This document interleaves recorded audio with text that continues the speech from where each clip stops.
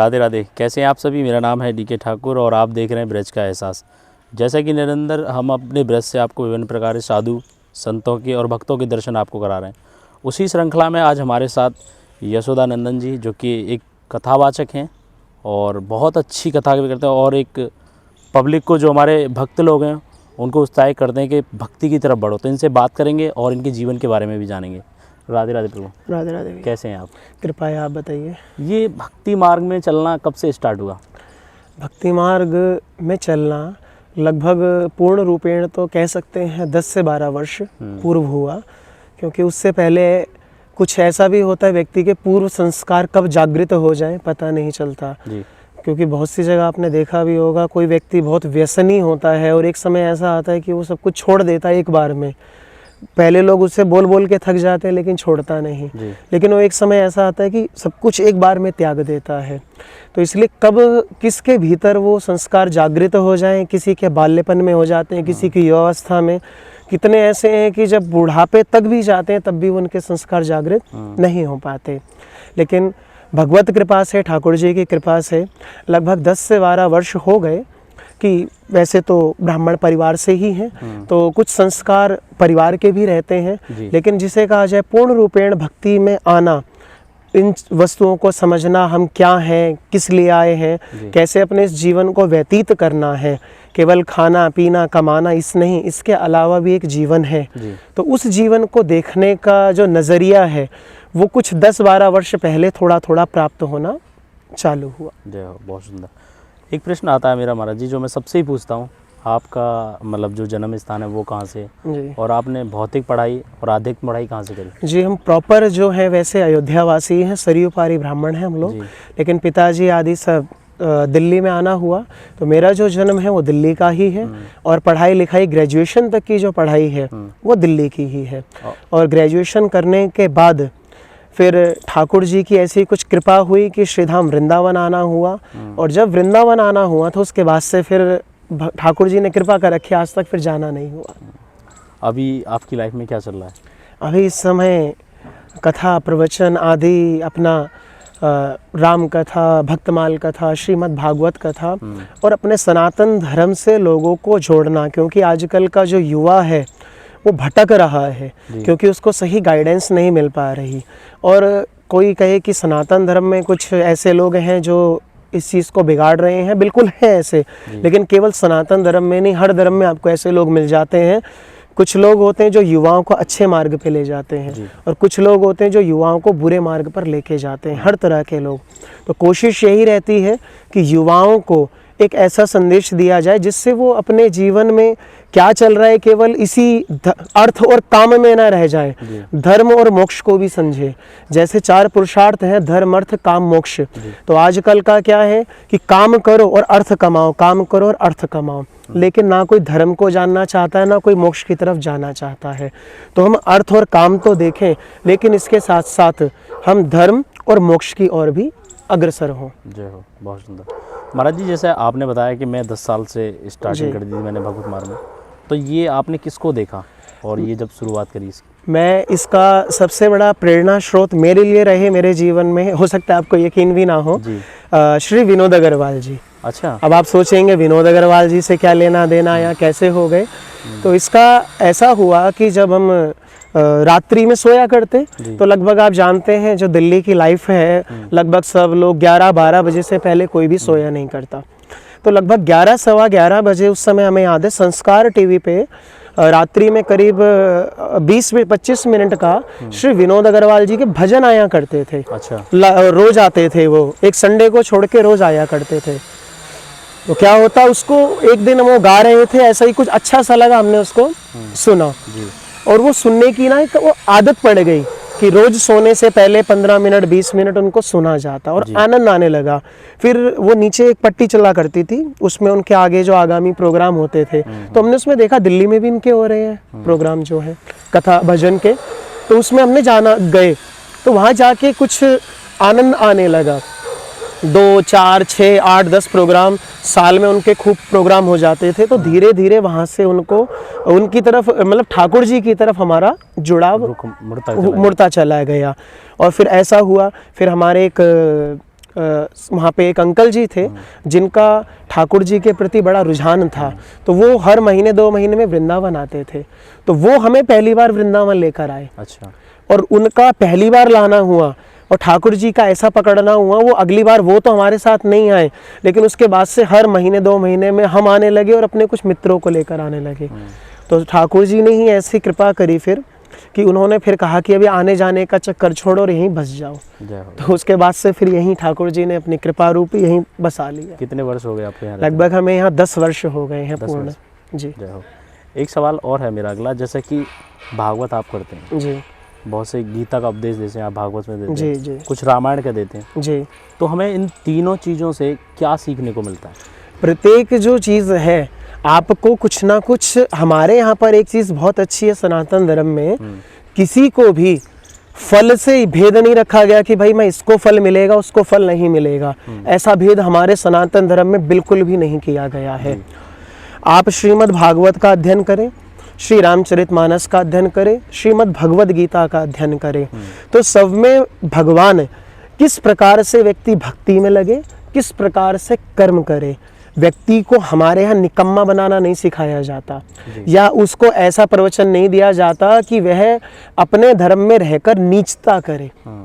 मैं कई ऐसे एग्जाम्पल दे सकता हूँ, लेकिन उसमें हम किसी और के धर्म की कुछ गलत बातें बोले, ऐसा हमें अच्छा नहीं लगेगा। लेकिन सनातन धर्म एक ऐसा धर्म है जो एकता दिखाता है, चाहे वो कोई भी हो, वो चाहे कह लीजिए भैया 4 वर्ण हैं। बहुत से लोगों के मन में आता है, ब्राह्मण तो मंदिर में बैठते हैं और कहते हैं शूद्रों को फल से वंचित रखा जाता है, बहुत से लोगों के मन में आ जाता है। तो मैं आपके चैनल के माध्यम से एक चीज़ बताऊं कि अगर कोई ब्राह्मण सुबह ब्रह्म मुहूर्त में उठ के 4 साढ़े 4 बजे उठ के स्नान करे, स्नान करने के बाद अपनी पूजा पाठ संध्या करे, सूर्य भगवान को अर्घ दे, मंदिर में जाए, मंदिर में जाके सेवा पूजा करे, निष्ठा से सब काम को करे, इतना सब करने के बाद जो उसको फल मिलता है, उतना फल केवल एक शूद्र व्यक्ति को जाकर मंदिर के ध्वजा को प्रणाम करने से मिल जाता है।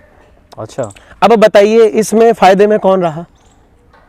नहीं, फायदे में तो वही रहेगा जो नॉर्मल गया और तो जाके दर्शन जितना पुण्य एक ब्राह्मण 4 बजे से उठकर उसने पुण्य करना चालू किया, 7 बजे तक भगवत सेवा करी और उसके द्वारा कोई अपराध ना बन जाए, इन सब चीज़ों को देखते हुए उस व्यक्ति ने कार्य किया ब्राह्मण ने। उसके बाद पूजा करते करते भी अंतिम में फूल चावल छोड़ के क्षमा याचना तक भी करता है कि मुझसे कोई गलती हो गई है तो मुझे क्षमा किया जाए। लेकिन एक व्यक्ति आया और उसने केवल मंदिर की ध्वजा को देखकर हृदय से प्रणाम कर लिया, उसको वो सारा पुण्य ऐसे ही मिल जाता है। लोग कहते हैं ना कि ब्राह्मणों ने सब कुछ अपने लिए रख लिया है, बाकियों को कुछ नहीं दिया है, तो ये उनकी सबसे बड़ी मूर्खता है। दिक्कत ये है कि वो लोग उस चीज़ को पढ़ते नहीं या पढ़ना चाहते नहीं हैं। हमारे धर्म ने किसी को भी फल से किसी को भी वंचित नहीं किया, चाहे वो स्त्री हो, चाहे पुरुष हो, चाहे वो किसी भी वर्ण का व्यक्ति हो, किसी को फल से च्युत नहीं किया गया। हमारे धर्म तो इतना भी कहता है कि भैया किसी जीव की हत्या नहीं करो। कुत्ता भी हो तो हमारे घर में पहली रोटी भी निकलती है तो गैया की निकलती है, अंतिम रोटी भी तो कुत्ते की निकलती है। किसको वंचित किया गया हमारे यहाँ से? हमारे यहाँ कहते हैं लोग कि ज्योतिष के माध्यम से पंडित लोग पाखंड आदि बताते हैं, बहुत से कहने वाले, लेकिन वो ज्योतिष के माध्यम से जब ये बताते हैं कि भैया चींटियों को आटा डाल दो, कबूतरों को पक्षियों को भैया दाना डाल दो, तो ये तो शायद किसी धर्म में नहीं बताया जाता बिल्कुल कि ऐसा काम करो। और जो लोग कहते हैं कि सनातन धर्म है, साइंटिफिक नहीं है, ये पुराने ज़माने के लोग हैं, ना जाने क्या क्या बात कहते हैं, तो उन सब के लिए एक बात है कि आज भी जब सूर्य ग्रहण चंद्र ग्रहण लगता है ना, तो हमारे जो ज्योतिष पंचांग बनाने वाले हैं ना, वो भैया 10, 20, 50 साल बाद भी ग्रहण कब लगना है वो अभी बता देंगे। नासा कब लॉन्च हुआ भैया? 1958 में अमेरिका ने नासा जो है बनाया। बिल्कुल। उसके बाद से चलो लोगों को वो बताने लगा कि अब सूर्य ग्रहण होगा, चंद्र ग्रहण होगा। तो क्या 1958 से पहले लोगों को नहीं पता लगता था ग्रहण कब होगा? नहीं, बिल्कुल पता चलता था ना। और आज भी आप जो ज्योतिष वाले व्यक्ति हैं, जो पंचांग का निर्माण करते हैं, आज भी वो पंचांग बना के आपको आज से 100 साल होने वाले बाद के ग्रहण की भी आज ही डेट बता देंगे कि इस डेट को ग्रहण लगेगा। तुम इतने हजारों और लाखों रुपए के सैटेलाइट छोड़ के, रॉकेट छोड़ के बताते हो, वो सनातन धर्म का भैया 50 रुपए का पंचांग आज भी बता देता है। ये तो पहले से ही है। तो इसलिए जो लोग कहते हैं कि सनातन धर्म में कुछ विकृतियां हैं, विकृति सनातन धर्म में नहीं, विकृति इनकी बुद्धि में है। हमारे यहाँ हर चीज़ का विज्ञान है। तिलक मध्य में क्यों लगाया जाता है, जो माताएं हैं वो जो बीच में मांग में ही क्यों सिंदूर भरती हैं, महाराज जो चक्र है वो कैसे जागृत होते हैं, महाराज जितना कुछ है सब कुछ सनातन धर्म में एक एक बात पूरी की पूरी साइंटिफिक है। दिक्कत क्या है, लोगों के अंदर उसको पढ़ना नहीं चाहते, समझना नहीं चाहते। बिल्कुल सही बात है। अगर वो पढ़ना चालू कर दे, समझना चालू कर दे, तो सनातन धर्म की प्रत्येक वस्तु आपको ऐसी ही मिलेगी, बिल्कुल एक एक वस्तु साइंटिफिक मिलेगी आपको। जय हो। महाराज जी एक सवाल और है मेरा, जो कि सनातन धर्म क्या है? इसमें जैसे बहुत से सेवा करने आते हैं जी कि हम सनातनी हैं जी, तो उनकी पहचान कैसे करें? हमारे यहाँ सनातन धर्म के लिए एक पंक्ति में अगर कहा जाए तो कहा गया है, कृते च प्रतिकर्तव्यम एष धर्मः सनातनः। हमारे यहाँ पर अगर आपका जीवन में किसी भी व्यक्ति ने किसी भी काल में किसी भी समय में अगर 1% भी आपकी सेवा करी हो तो अंत समय तक भी आप उसके द्वारा किए गई उस सेवा को जीवन में भूले नहीं और उसके प्रति सदैव ऋणी भाव से रहे कि भाई जब मुझे समय था इस व्यक्ति ने मेरे साथ दिया। तो जिस व्यक्ति ने हमारा जो कार्य किया और उसको उसकी भांति ही फल देना, उसकी सेवा करना, ये सनातन धर्म सिखाता है। सनातन की अनेक परिभाषाएं हैं, तो उस परिभाषाओं में से एक ये भी है। सनातन जो है भैया अखंड है, जिसका कभी खंडन नहीं होता, जो अनंत है, आदि है। सब चीज़ का आप, मैं किसी भी धर्म का आप अगर नाम ले लो तो सबका एक टाइम पीरियड है। बिल्कुल बिल्कुल। बता देंगे आपकी भी, जो इस्लाम है इतने वर्ष पहले आया था, जो जीसस क्राइस्ट हैं वो इतने दिन पहले आए थे। तो ये सबका एक ना एक टाइम पीरियड है। लेकिन किसी से पूछा जाए कि सनातन धर्म कब आया था, किसी के पास नहीं है। अगर कोई इस समय हिसाब किताब लगाने भी बैठे तो पंडित जी लोग जब संकल्प लेते हैं ना, क्या कहते हैं, अष्टाविंशतितमे कलियुगे कली प्रथम चरणे, अगर आप इस हिसाब से भी अगर कोई व्यक्ति लगाए ना तो इस हिसाब से भी कहते हैं 1 अरब से ज़्यादा वर्ष हो गए सनातन धर्म को। तो इतनी तो महाराज किसी की भी हमारे हिसाब से कहीं नहीं, इतनी लगता कि इतना पुराना किसी का है। और एक चीज़, सनातन ही धर्म है, बाकी सब केवल पंथ है।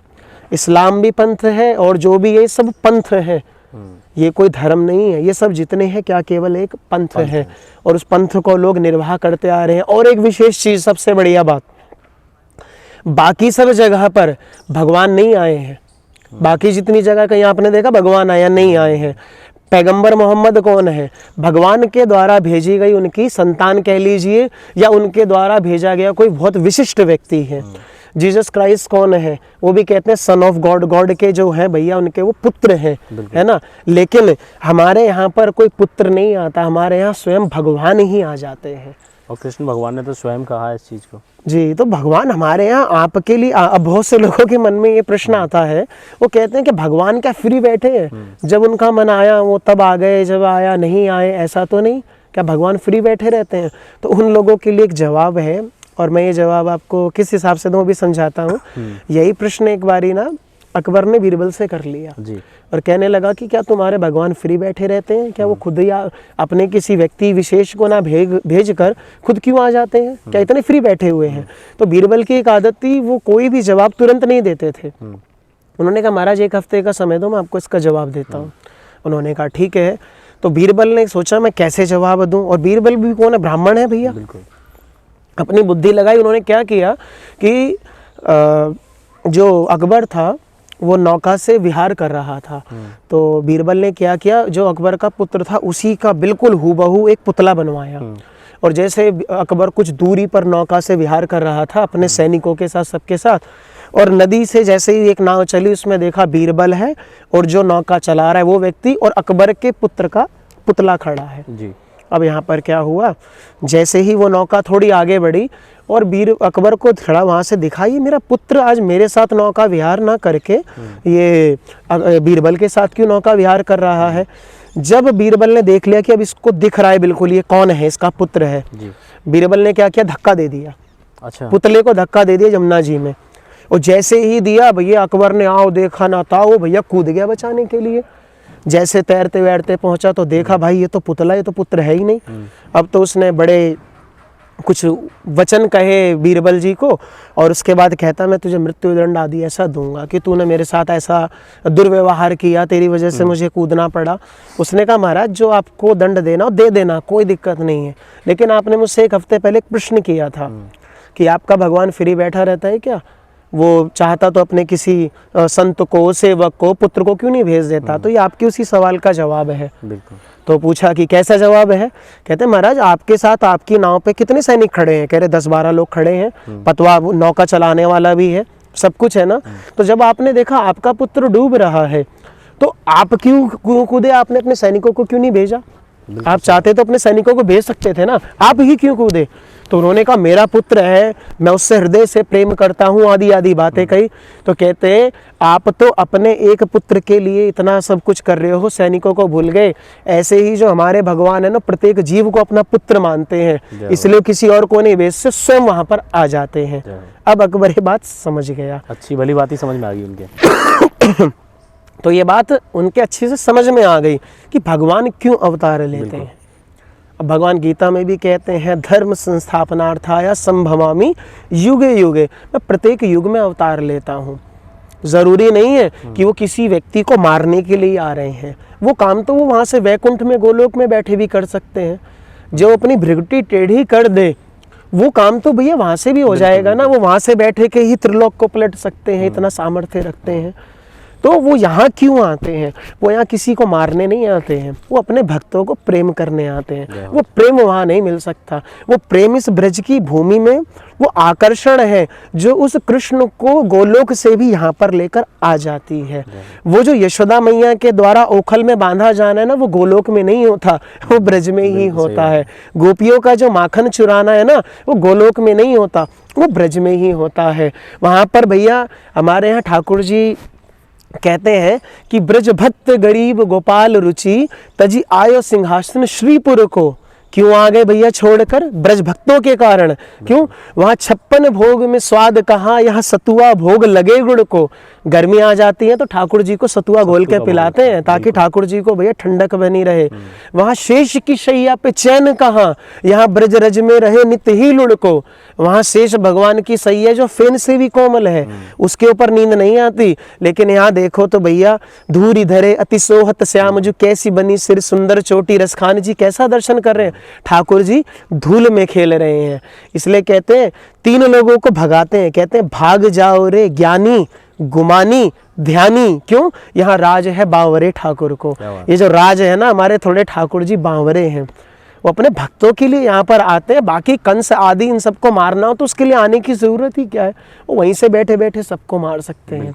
लेकिन जो रास रचाना है, जो यमुना जी में लीला करनी है, जो गिरिराज जी को उठाना है, महाराज जो त्रैलोक्या का अधिपति है वो महाराज जब सखाओं के साथ अपना घूमा करता है ना, तो सखा कहते हैं तू घोड़ा बन हम तेरे ऊपर चढ़ेंगे। है भगवान को कहते हैं तू घोड़ा बन, तेरी बारी यही है, तू घोड़ा बनेगा हम तेरे ऊपर चढ़ेंगे। और जितने वो माफ ना करें उसको, चढ़ जावे वहां के ऊपर और अपनी पूरी बारी दे, तब तू घर जाएगा। ऐसा हो सके बैकुंठ में, ब्रज के अलावा ये कहीं नहीं हो सकता, ये ब्रज के अलावा और कहीं ये लीला नहीं हो सकती। तो ये ब्रज की भूमि ऐसी भूमि है जो ठाकुर जी को भी आकर्षित कर लेती है अपनी ओर। हर एक भूमि में एक पावर होती है ना, कहीं भूमि में देख रहे हो तो भैया सोना निकल रहा है, चांदी निकल रहा है, कुछ निकल रहा है। ऐसे इस ब्रज भूमि के अंदर ऐसा प्रेम निकलता है, आनंद निकलता है कि ठाकुर जी भी आने को मजबूर हो जाते हैं। और अकेले नहीं आते, किशोरी जी को साथ में लेकर आते हैं। बहुत सुंदर। एक सवाल और है मेरा महाराज जी, जैसे कि ब्रज भूमि में आकर कहते हैं कि यहाँ हर इंसान को एक आपको परीक्षा देनी होती है, ठाकुर जी सबकी परीक्षा लेते हैं जी। यहाँ रहना असंभव है, हर कोई नहीं रह पाता जी। जब आप आए ब्रज में तो आपके साथ भी कुछ ऐसा हुआ कि आपको प्रॉब्लम का सामना करना पड़ा हो या कुछ परेशानियाँ आई हुई? ज़्यादा तो नहीं, थोड़ा बहुत सामना करना पड़ सकता है, ये सबके लिए है। ये भगवान एक प्रकार की परीक्षा लेते ही हैं कि क्या वो व्यक्ति जो मेरे पास आया है वो पूर्ण रूपेण मुझे अपने आप को समर्पित कर चुका है कि नहीं कर चुका है, या केवल आया है मिलने जुलने, टाइम पास करने, इधर उधर घूमने, इधर उधर की बातें करने और अपना चला जाता है। बहुत से लोग ऐसे हैं, और ब्रज में बहुत से लोग आपने देखा आते भी हैं, अच्छी बहुत पैसे वाले हैं, घर भी है उनके यहाँ पर, सब कुछ है, लेकिन वो घर में ना जाने कितने सालों से ताला लगा पड़ा है, कोई उसकी देखरेख करने वाला तक नहीं है परिवार में कि कोई आ जाए और 2-4 दिन ब्रज में रह ले। तो कोई सोचे कि भैया मैं पैसे के बल पर यहाँ कर आके रह लूँ, कोई सामर्थ्य नहीं है। ब्रह्मा तक की भी सामर्थ्य नहीं है कि वो उसको भी, अगर ब्रह्मा जी को भी यहाँ पर आके रहना है तो उन्हें भी तपस्या करनी पड़ी है। बिल्कुल। ब्रह्म सरोवर है ना श्रीरंग जी मंदिर के पीछे, आके तपस्या करी है, उसके बाद भी भगवान इतने प्रसन्न नहीं हुए। क्यों? उन्होंने 1 साल तक ग्वाल बालों को उनसे दूर कर दिया, इसलिए भगवान प्रसन्न नहीं हुए। और 7 दिन तक इंद्र ने सोचा ब्रज को मैं डुबो दूं, लेकिन भगवान ने उसको एक बार में माफ कर दिया। क्यों माफ कर दिया? क्योंकि कम से कम 7 दिन तक जितने ब्रजवासी थे सब ठाकुर जी के अगल बगल खड़े थे। अच्छा। उनको ये ठाकुर जी ने सोचा ऐसा अवसर बार बार तो आने वाला नहीं है, जितने मेरे ब्रजवासी हैं समस्त ब्रजवासी आज मेरे नजरों के सामने खड़े हुए हैं। तो इंद्र को तो एक बार में माफ कर दिया, लेकिन ब्रह्मा जी को माफ नहीं किया। ब्रह्मा जी तपस्या करने के लिए आज भी बैठे हैं ना ब्रह्म सरोवर पर, इसीलिए बैठे हैं। तो यहाँ आना ही, सोच लो भैया, किसी कोई धन की बल पर आ जाए नहीं आ सकता, कोई तन के बल पर आ जाए नहीं आ सकता, कोई कहे मैं बहुत पढ़ो लिखो बन गयो, मैं अपनी पोस्टिंग वहाँ करवा लूँगा, ये करवा लूँगा, वो भी ना आ सके। यहाँ पर कोई व्यक्ति आ सकता है तो केवल किशोरी जी की कृपा के बल पे आ सकता है। जय हो। जिसके ऊपर किशोरी जी की कृपा हुई वही यहाँ पर आ सकता है, वरना किसी का ऐसा सामर्थ्य नहीं है। जो भैया कहते हैं इस ब्रज 84 कोस में अगर चींटी भी अगर कदम रखती है ना, तो वो चींटी के ऊपर भी अगर किशोरी जी की कृपा है तो वो ब्रज के अंदर आएगी, नहीं तो वो चली जाएगी, वो अंदर नहीं आ सकती। ये किशोरी जी की कृपा है, उनकी कृपा के बगैर कुछ जी। क्योंकि हमारे यहाँ की रानी कौन है? किशोरी जी हैं। हमारे ब्रज में भैया क्वीनडम है, किंगडम नहीं है। यहाँ राजा का राज नहीं है, यहाँ किसका? रानी का राज है। राजा तो छोड़ के चलो गो यहाँ से, भागवत जी के भी हिसाब से 11 वर्ष की आयु तक वृंदावन रहे, फिर चले गए, 25 वर्ष की आयु तक मथुरा रहे, और 100 वर्ष कहाँ व्यतीत किए? द्वारिका में। 125 वर्ष भागवत जी में जो मिलते हैं जी। तो लेकिन किशोरी जी नहीं गई, किशोरी जी यहीं रही। उन्होंने कहा हम नहीं जाएंगी। क्यों? अगर हम भी चले गए तो ब्रजवासी किसके भरोसे रहेंगे? कोई तो होना चाहिए। तो किशोरी जी ने कहा तुम चिंता नहीं मत करो, मैं यहीं रहूंगी, मैं कहीं नहीं जाने वाली हूँ। तो किस लिए हमारे यहाँ कहते हैं यहाँ पे रानी का राज है, राजा का राज नहीं है, यहाँ क्वीनडम चलता है। किशोरी जी ने जिसको बोल दिया ये यहाँ बसेगा तो बस बस जाएगा वो। ठाकुर जी की भी मजाल नहीं है कि वो किसी को रखवा सके, परमिशन वहीं से मिलेगी। बहुत सुंदर। एक सवाल और आता है महाराज जी कि जैसे आप मंदिर जाते हैं, बिहारी जी मंदिर हो गया किसी भी, वहाँ पे माला मिलती है जी, जैसे भक्तों को पहना देते हैं गोसाई प्रगट के लोग, बिल्कुल। तो बहुत से क्या करते हैं, उस माला को बाहर लाके किसी ज़मीन पर रख देंगे जी, गाय के सर में लगा देंगे जी जी। बहुत सी जगह तो मैंने ही देखी है तुलसी की माला कूड़े में पड़ी होती है जी, बिल्कुल। तो वास्तविक से इसका क्या उपयोग करना चाहिए हमें? भैया माला अगर मिली है या तो उसको बिल्कुल, अगर आप उसको बिहारी जी की प्रसादी ही समझ के ले रहे हैं तो उसको ऐसे ही रखना चाहिए जैसे हमें बिहारी जी से आज कोई ऐसा धन मिल गया जो हमसे जुदा ना हो, तो उसको अपने पास रखना चाहिए। तो उन्हें क्या करना चाहिए उसके लिए? घर ले जाएं। अगर आपको दिखता है कि वह सड़ेगी गलेगी कुछ भी होता है तो अपने घर का जो भैया मिट्टी हो उसी में उसको दबा दें। अच्छा। उसको फेंके नहीं। या बहुत से फूल ऐसे हमने उसमें देखे हैं कि जो गैया खा लेती है, वो भी देखा है, तो उसका भी सदुपयोग हो। कूड़े में जाने से अच्छा वो खा ले तो ज़्यादा ठीक। या तीसरा भैया कोई जो प्रवाहित जैसे जल आदि है तो उसमें उसको प्रवाहित कर दिया जाए, क्योंकि फूल जल में चला जाएगा तो कोई दिक्कत वाली बात नहीं है, उससे कोई दिक्कत होगी नहीं। तो ये 3 काम तो किए जा सकते हैं। लेकिन अब उसको उठा के ज़मीन पे रख देना, फेंक देना, और ऐसा हो जिसको कोई व्यवहार में ना ले सके, चाहे तुलसी जी हो व्यवहार में ना ले सके, तो आपको उसको लेने का पाप ही बनेगा। लोग शौक में भैया माला पहन लेते हैं, फ़ोटो खिंचवा लेते हैं, लेकिन उसके बाद जैसे ही देखा अरे वृंदावन हो गया, निकाली फेंक दी।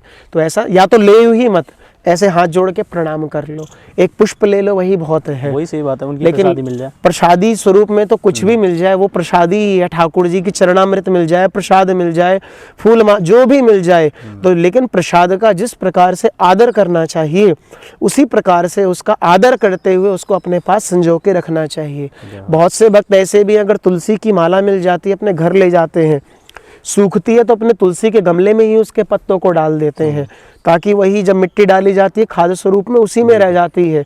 इस प्रकार उसका अपमान नहीं होता। लेकिन बहुत से लोगों को तो क्या कुछ भी कह लो, लेकिन जो नहीं मानने वाले उनके लिए क्या है उपाय बिल्कुल है। बिल्कुल सही बात जी है। एक सवाल और आता है मेरा कि जैसे पहले के समय में भक्ति कैसे होती थी, जी जो ये आजकल सोशल मीडिया नहीं था उस समय जी। पे, और आज के समय में तो आप देख ही रहे हो कैसी भक्ति है, तो इसमें कितना डिफरेंस है? पहले जो लोग भक्ति करते थे वो पहले भक्ति को छिपाते थे, अब जो लोग भक्ति करते हैं भक्ति को छपवाते हैं, ये फ़र्क है। पहले जो भक्ति होती थी वो मतलब ऐसी बताई जाती थी कि भोजन और भजन दोनों एकांत में करना चाहिए, ताकि किसको पता ना चले भाई ये क्या भोजन कर रहा है, कितना भजन कर रहा है। सब लोग अपने भजन को गौड़ रखा करते थे, बताते नहीं थे। इसीलिए उन लोगों के द्वारा जब कोई चीज़ कही जाती थी तो वह पुष्ट हो जाती थी। पहले लोग संत महात्माओं के पास जाया करते थे, उन्होंने आशीर्वाद दे दिया। ऐसे अनेक उदाहरण हैं, एक दो नहीं अनेक उदाहरण। मैं आपको एक छोटा सा ही उदाहरण दे दूं कि पूज्य श्री मलुकपीठ वाले महाराज जी, अपने उनके मुख से हमने प्रसंग सुना उनके पूज्य गुरुदेव पहाड़ी बाबा के बारे में। उन्होंने बताया कि एक स्त्री आई, उसका गर्भाशय निकाल दिया गया ऑपरेशन आदि से। तो साइंस भी शायद आज तक इतनी तरक्की नहीं कर पाई है कि किसी अगर स्त्री का गर्भाशय निकाल दिया गया हो तो वो किसी संतति को जन्म दे सके।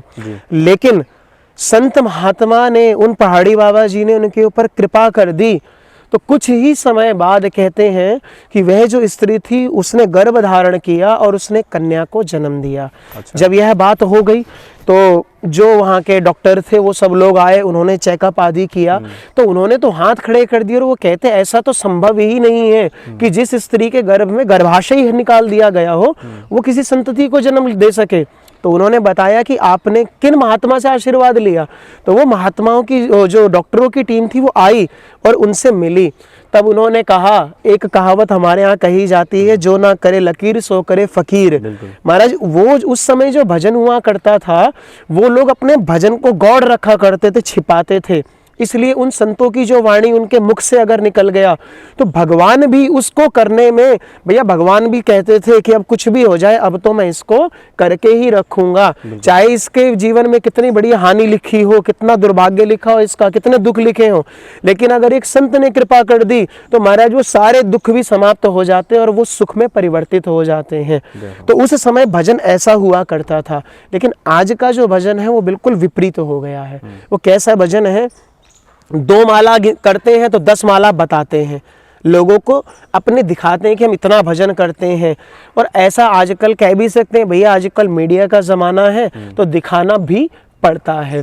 जैसे हम भी अपने पेज के माध्यम से गौ सेवा करते हैं, तो कई लोगों ने हमें भी बोला कि आप गौ सेवा करते हो तो उसको दिखाना है क्या, करते हो तो अच्छा अपना करो।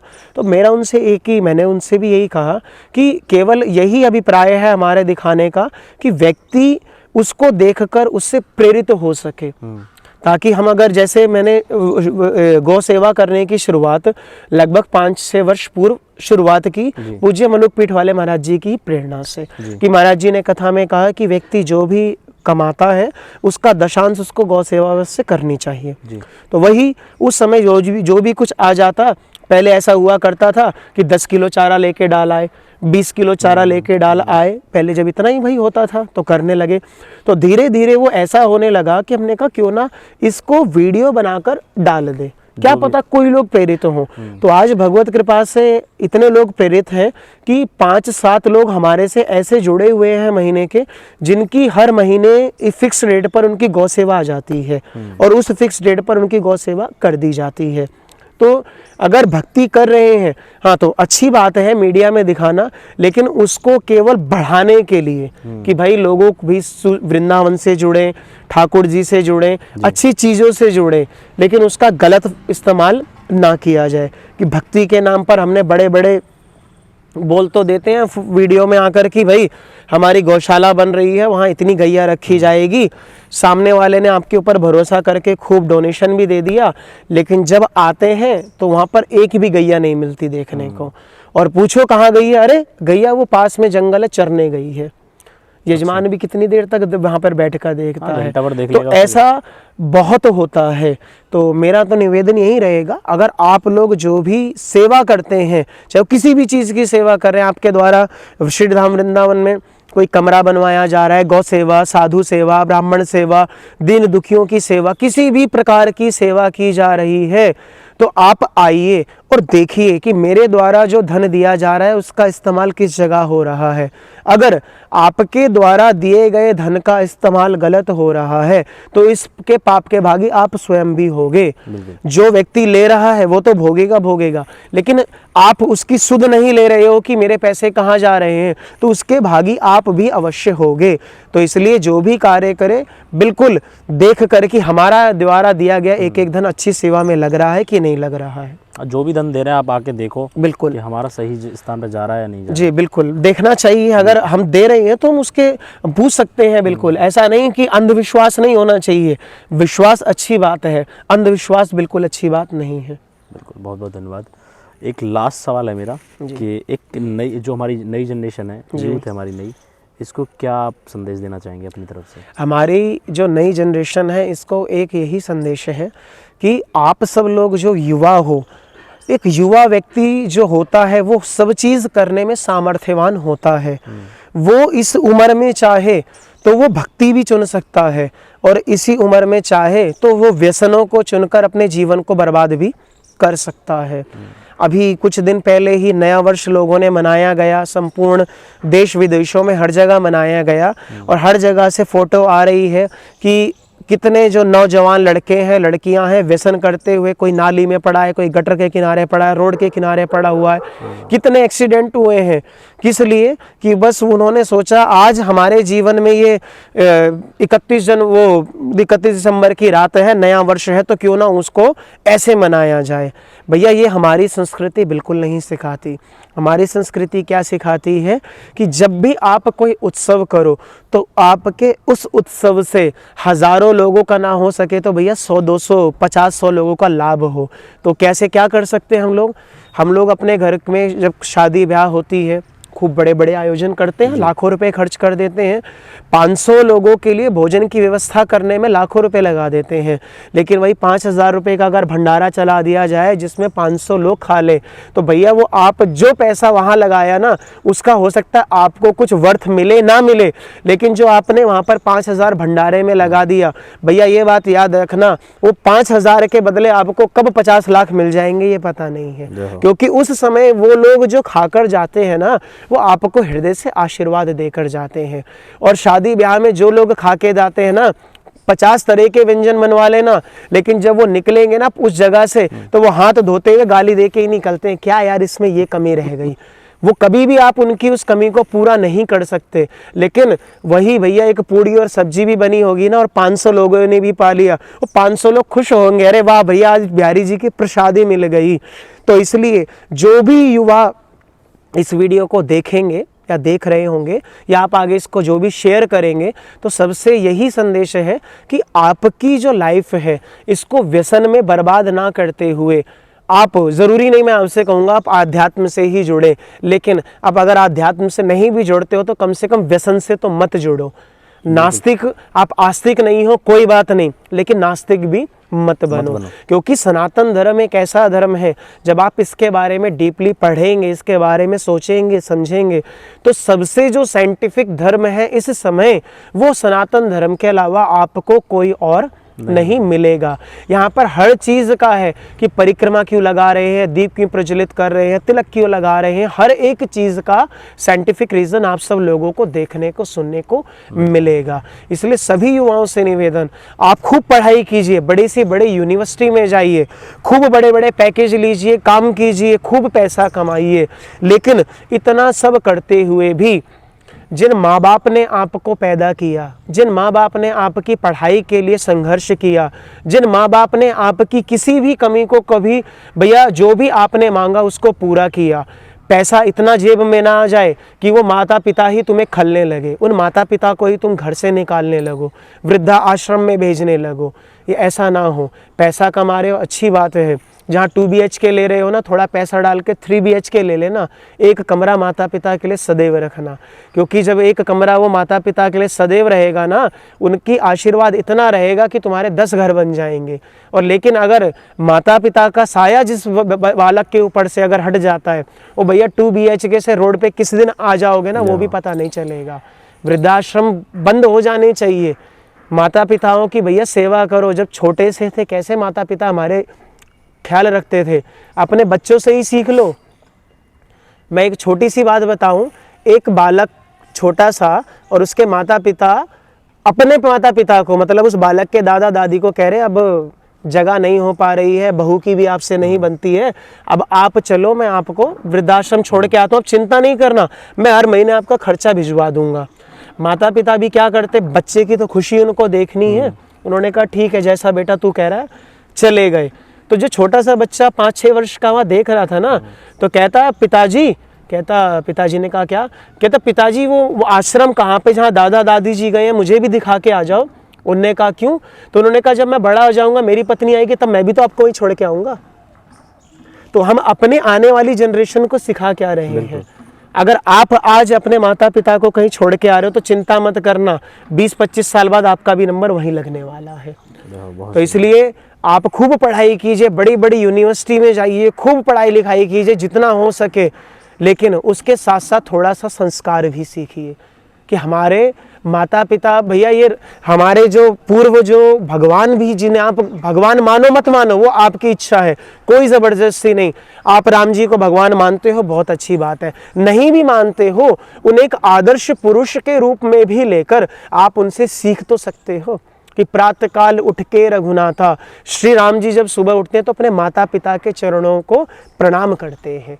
कैसा महाराज अपने एक पिताजी के एक वचन के लिए 14 वर्ष के वनवास के लिए चले गए, चाहते तो नहीं जाते, वचन तो पिताजी ने दिया है ना, उन्होंने थोड़ी वचन दिया, चाहते तो नहीं जाते, लेकिन उनके पिताजी के वचन के लिए 14 वर्ष का वनवास ले लिया। और आज कोई पिता अपने बालक को एक बात तो कह के दिखाए, पिताजी शाम को घर के बाहर निकलेंगे, ये हाल है, यही सत्य है। तो इसलिए सभी युवाओं से यही निवेदन, खूब पढ़ाई कीजिए, खूब कमाइए, लेकिन संस्कारित रहकर करिए, संस्कार को छोड़कर मत करिए, क्योंकि जिस दिन आप संस्कार छोड़ दोगे ना भैया, उस दिन आपका पतन होना निश्चित है।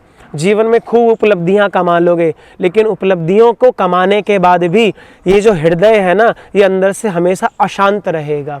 कहते हैं ना, कोई तन दुखी, कोई मन दुखी, कोई धन बिन रहत उदास, थोड़े थोड़े सब दुखी पर सुखी राम को दास। जिसके जीवन में थोड़ा सा भी आध्यात्म है ना भैया, और आप तो हिंदुस्तानी हो, आपको तो अपनी संस्कृति पे गर्व होना चाहिए। जितने विदेशी हैं वो आकर हमारी संस्कृति को अपना रहे हैं। हमारे यहाँ वृंदावन में आ जाओगे तो देखोगे अंग्रेजन जो स्त्रियां हैं खूब सुंदर साड़ी पहनती हैं, श्रृंगार करती हैं, माथे पे तिलक लगाती हैं। जितने अंग्रेज हैं वो धोती कुर्ता पहन रहे हैं, माला जप रहे हैं। लेकिन हमारे यहाँ की जो लड़कियां हैं, लड़के, उनको कैसा फैशन चल गया है, अधरंगे कपड़े पहनने, फटे कपड़े पहनने। ठीक है, आपका फैशन है, ठीक है, हर चीज़, लेकिन एक मर्यादा में हो तो बड़ा अच्छा लगेगा। बिल्कुल, बिल्कुल। किसी के कपड़ों पे कटाक्ष करना अच्छी बात नहीं, नाम करना चाहते, लेकिन आप कोई भी कार्य किए मर्यादित कीजिए, ताकि आप कल को अपने माता पिता के साथ समाज में निकले तो आपके माता पिता सर ऊपर करके चले, नज़रें नीचे झुका के ना चले। बस इस बात का ध्यान रखिए। बहुत बहुत धन्यवाद महाराज जी, आपने इतना कीमती समय दिया। राधे राधे। तो अब तक रहे हमारे साथ यशोदा नंदन जी, जो कि आपके भागवत प्रवक्ता हैं और गौ सेवक भी हैं, वृंदावन में बहुत अच्छा कार्य कर रहे हैं, और बहुत सारी ऐसी चीज़ें बताई जो आपके सवाल थे। तो मैं एक मानसिक तरीके से आप उन चीज़ों को समझ गए होंगे बहुत बखूबी, और आशा करता हूँ कि ऐसे ही वीडियो हम आगे भी लाते रहेंगे, और ऐसे ही भक्तों के दर्शन, साधु संतों के दर्शन। तो इस वीडियो में बस इतना ही। आशा करता हूँ ये वीडियो आपको अच्छा लगा हो, अच्छा लगा है तो लाइक करिए, शेयर कीजिए। मिलते हैं नेक्स्ट वीडियो में। राधे राधे, जय बिहारी जी की।